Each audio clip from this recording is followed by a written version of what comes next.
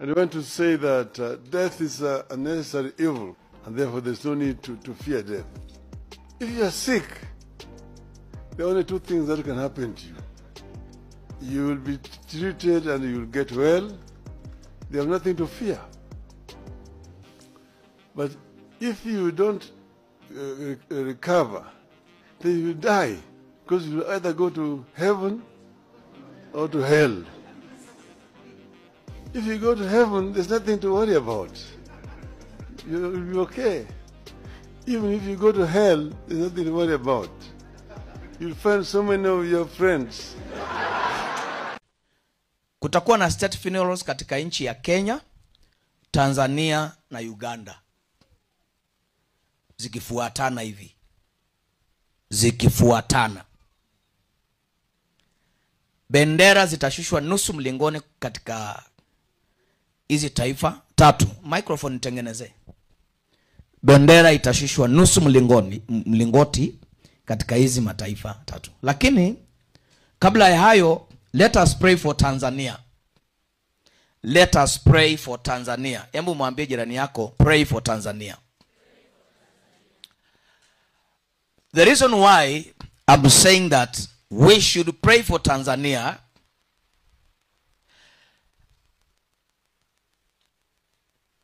nimeirudia mara kadhaa. Na Samia Suluhu Hassan, make sure bafa hiyo tatizo umeiondoa kabisa. Samia Suluhu Hassan alisimama siku moja akasema Kenya, nyinyi vijana wa Kenya mumeharibu nchi yenu, mnataka kuja kuharibu Tanzania. Mnakumbuka hiyo maneno? Na Samia Suluhu akasema pia Tanzania is the only remaining country, peaceful country in the world. In the realm of the spirit, nikawa ninajiuliza, kama Samia anasema Gen Z wameharibu Kenya yao, swali langu ni, je, Gen Z ya Tanzania inakwenda kujenga Tanzania?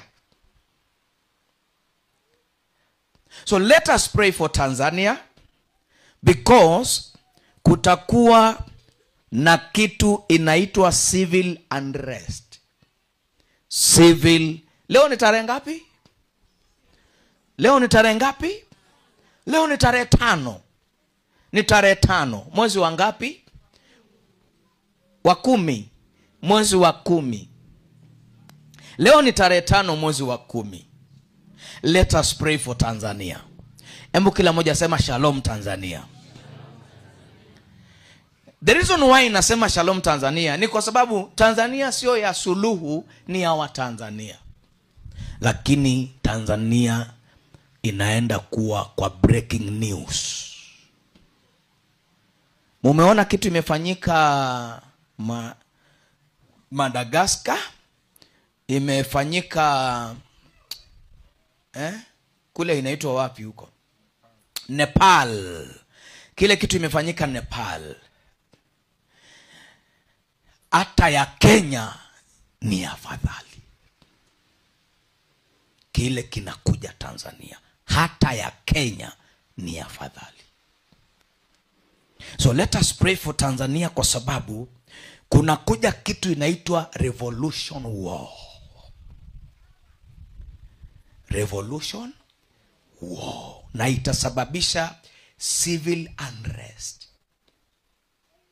Itasababisha civil unrest in the country, in the nation Tanzania. Na nikawaambia wa Tanzania sometimes here, musichekelee Kenya, kwa sababu Waswahili, nafikiri Waswahili ni wa huko kwao. Waswahili wa huko kwao walisema, ukiona mwenzako ananyolewa, basi kitie maji kichwa chako. Usimchekee, lakini tia maji kichwa chako. Bahati mzuri kwa neema ya Mungu, hata kama Kenya ilinyolewa, nywele ya Samson ilimea tena. So nikasema Tanzania msichekelee Kenya kwa hali iliyopo. Kwa nini prophet anasema Tanzania msichekelee Kenya kwa hali iliyopo? Ni kwa sababu kile nabii anaona inakuja kutokea, hakuna mtu anaweza kuzima hiyo moto. Hakuna mtu anayeweza kuzima ule moto. So Samia stood up and say that your country is the only remaining country in Africa that is peaceful. Biblia inasema mtu yoyote anayezania kuwa amesimama, basi na aombe kwa Mungu asifanye nini? Asianguke. Narudia tena, mtu yoyote anayedhania kuwa amesimama, Biblia inasema na aombe Mungu asifanye nini? Asianguke. Ni kweli Samia, peaceful country, not spiritually.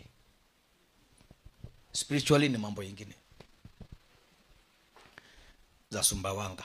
Lakini ombeni basi ile amani mumekuwa nayo tangu Nyerere, tangu Mwinyi, tangu Mkapa, tangu Magufuli, tangu Kikwete, msiipoteze, kwa sababu ukweli inaenda kupotea. Na itakuwa mbaya kuliko Kenya, kuliko Nepal. Sababu ni kitu imeshapangwa, na wao wanafikiri wanaenda uchaguzi kama kawaida. Na siku ya uchaguzi I think ndo imepangwa demonstrations. Imagine the election day ndio Gen Z wamepanga mighty demonstration.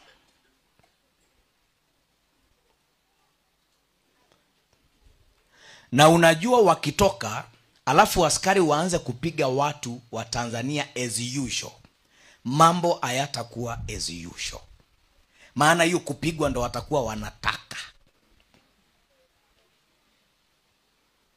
Lakini kama askari watakaa kimya, waangalie wakiimba, huenda Tanzania ikawa salama.